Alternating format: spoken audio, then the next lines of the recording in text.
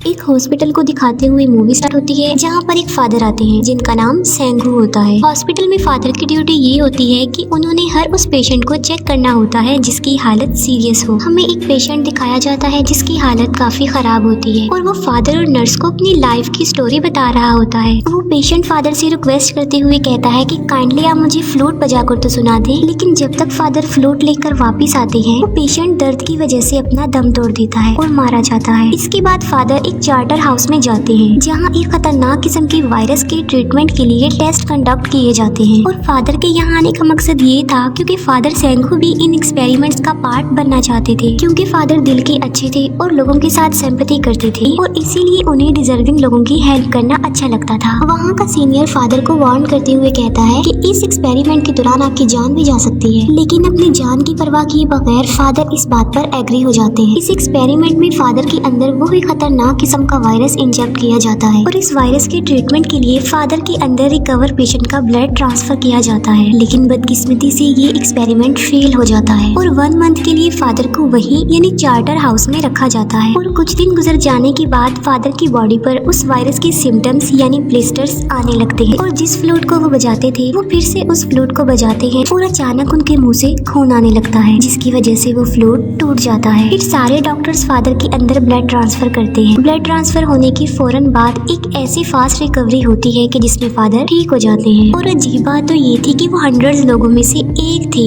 जो ठीक हुए थे। इस इंसिडेंट के बाद सब लोग उन्हें जीनियस और लकी समझने लगे थे और उनकी रिस्पेक्ट पहले से कई ज्यादा बढ़ गई थी। फादर सेंगू अपने सीनियर फादर से मिलते हैं जो कि ब्लाइंड थे। फिर फादर एक बच्चे के बर्थडे में जाते हैं और वहाँ पर सेलिब्रेशन करके उस बच्चे को खुश करते हैं क्योंकि उस बच्चे को ब्रेन कैंसर था। तभी अचानक से वहाँ पर एक लेडी आ जाती है जो कि काफी घबराई हुई होती है। वो कहती है कि फादर मेरा बेटा बहुत बीमार है, प्लीज हेल्प कीजिए और मेरे साथ चलिए। उस लेडी के घर में पहुंचकर फादर को पता चलता है कि वो पेशेंट कोई और नहीं बल्कि वो फादर के बचपन का फ्रेंड था। फादर के फ्रेंड का नाम कैंगवू होता है और वहीं पर कैंगवू की वाइफ थी जिसका नाम ताइजू होता है। कैंगवू की मदर फादर को डिनर पर इनवाइट करती है और वहाँ पर हम नोटिस करते हैं कि फादर कैंगवू की वाइफ ताइजू में इंटरेस्टेड होते जा रहे हैं। कैंगवू जो कि अब काफी हद तक बेटर हो गया था और अब वो घर भी आ चुका था और घर में 3 लोग कैंगवू को मिलने आते हैं, जिनमें एक कपल था और दूसरा एक पुलिस ऑफिसर, और वो लोग वहीं पर फादर से भी मिल लेते हैं। वो लोग एक डाइस गेम खेल रहे होते हैं कि तभी हम देखते हैं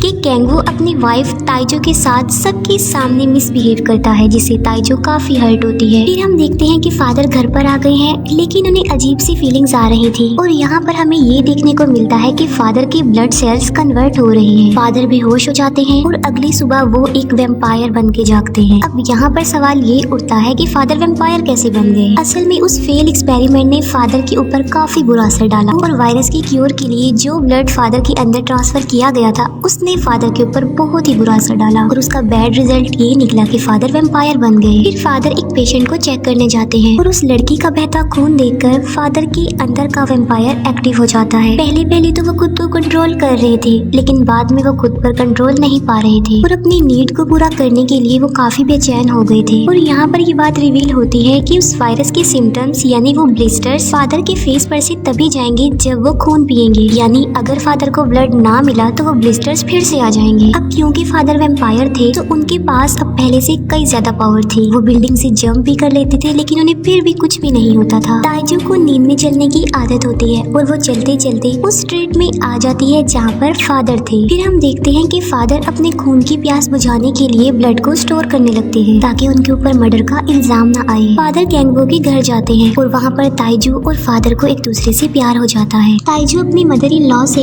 एक रात हॉस्पिटल में स्टे करने के लिए परमिशन लेती है और वहाँ पर फादर और ताइजू मिलते हैं। अब वो दोनों एक दूसरे को काफी प्यार करते थे तो वो अपने इमोशंस को कंट्रोल नहीं कर पा रहे थे। फादर ताइजू को कहते हैं कि मैं तुमसे प्यार करता हूँ तो मैं तुमसे कुछ भी नहीं छुपाऊंगा और वो अपने वेम्पायर होने का सीक्रेट ताइजू को बता देते हैं, जिससे ताइजू काफी डर जाती है और वहाँ से भाग जाती है। फादर ताइजू को रिलैक्स करते हुए कहते हैं कि हम दोनों यहाँ से कहीं दूर चले जाएंगे और वहाँ जाकर हम अपनी लाइफ स्पेंड करेंगे, वो भी खुशी खुशी, और वहाँ जाकर हम अपनी हैप्पी लाइफ गुजारेंगे। ताइजू कहती है कि मैं इससे भी अच्छा आइडिया तुम्हें दे सकती हूँ और वो ये कि तुम मेरे हस्बैंड को मार डालो यानी कैंगवू को, और फिर वो दोनों आजादी से सरवाइव करेंगे। लेकिन फादर उसकी इस बात का कोई रिस्पॉन्स नहीं करते और फादर ताइजू को लेकर बिल्डिंग टू बिल्डिंग जंप करता है, जिसे ताइजू काफी एंजॉय करती है। फादर फिर से अपने सीनियर फादर के पास जाते हैं। वो सीनियर फादर सेंगू को कहता है कि मैं ब्लाइंड हूँ तो प्लीज तुम मुझे अपना वेम्पायर ब्लड दे दो ताकि मैं अपनी आंखों से आखिरी बार इस दुनिया को देख सकूं। तब फादर सेंगो सीनियर फादर को इनकार करते हुए कहते हैं कि अब मैं फादर नहीं हूँ तो मैं तुम्हें अपना ब्लड नहीं दे सकता, और वो सीनियर फादर को ब्लड नहीं देते। फादर ताइजो की गर्दन पर एक चोट को नोटिस करते हैं, जिस पर फादर पूछते हैं कि क्या ये कैंगवो ने किया है, और इस पर ताइजो यस बोल देती है, जिस पर फादर को काफी गुस्सा आता है। ताइजो, फादर और कैंगवो एक रिवर पर जाते हैं और वहाँ पर फादर कैंगवो से बदला लेने के लिए उसे पानी में डुबोकर मार देता है,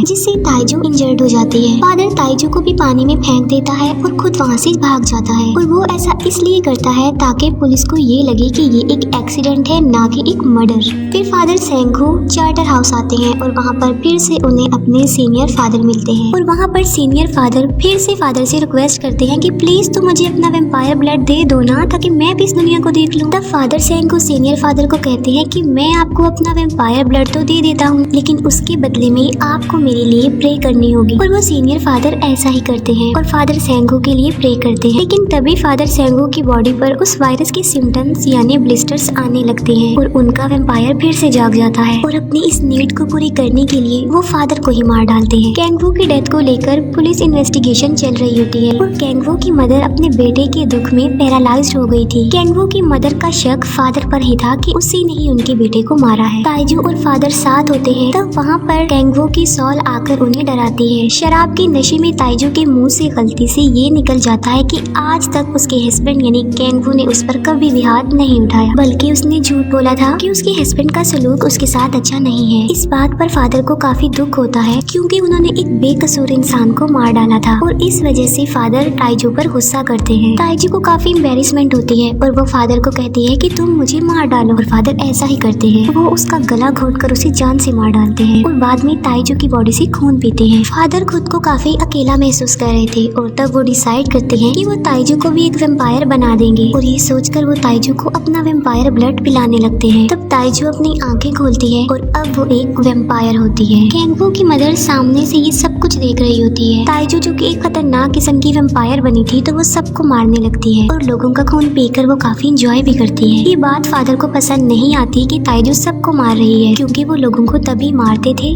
जब उनकी नीड पूरी नहीं होती थी और वो बर्दाश्त से बाहर हो जाती थी। फादर और ताइजो बिल्डिंग टू बिल्डिंग जंप करते हैं और एक दूसरे से लड़ते हैं। फिर कैंगवो के घर उसके वही तीनों फ्रेंड्स आते हैं और वहाँ पर डाइस की हेल्प लेकर कैंगवो की मदर कुछ रिवील करने की कोशिश कर रही थी, और वो इशारों से उन लोगों को ये बता देती है कि उसके बेटे को फादर और ताइजो ने मिलकर मारा है। ताइजो कैंगवो के एक फ्रेंड को मार रही होती है, लेकिन फादर उसे बचाने की कोशिश करते हैं, लेकिन इसका कोई भी फायदा नहीं होता और फादर उस लेडी को खुद मार देते हैं। फिर वो लोग वहाँ से भागने का प्लान बनाते हैं। ताइजो, फादर और कैंगवो की मदर वो तीनों गाड़ी में बैठकर वहाँ से भाग जाते हैं। फिर वो लोग एक ऐसी जगह पर पहुँचते हैं जो कि काफी सुनसान थी और वहाँ पर उनके अलावा और कोई भी नहीं था। वो सारी जगह ओपन थी कि अगर वहाँ पर सनलाइट आएगी भी तो वो नहीं बच पाएंगे। ताइजो समझ गई थी कि वेम्पायर सूरज की लाइट में मर जाते हैं और इसी वजह से फादर जानबूझ के उन्हें वहाँ पर लेकर आए हैं। और ताइजो खुद को और फादर को कार ट्रंक में छुपाने की कोशिश करती है, लेकिन फादर कार ट्रंक को तोड़ देते हैं। वो लोग समझ गए थे कि अब वो नहीं बच पाएंगे। उन्हें अपनी मौत सामने नजर आ रही थी और वो अपनी डेथ का वेट कर रहे थे। फिर सनलाइट उन पर पड़ती है और वो जलने लगते हैं और आहिस्ता आहिस्ता वो सारे जल जाते हैं और राख बन जाते हैं। ये सब कुछ कैंगवो की मदर देख रही थी और उन्हें डिस्ट्रॉय होता हुआ, उन्हें मरता हुआ देखकर काफी खुश हो रही थी। और उन लोगों की कहानी खत्म होते ही मूवी भी यहाँ पर एंड हो जाती है।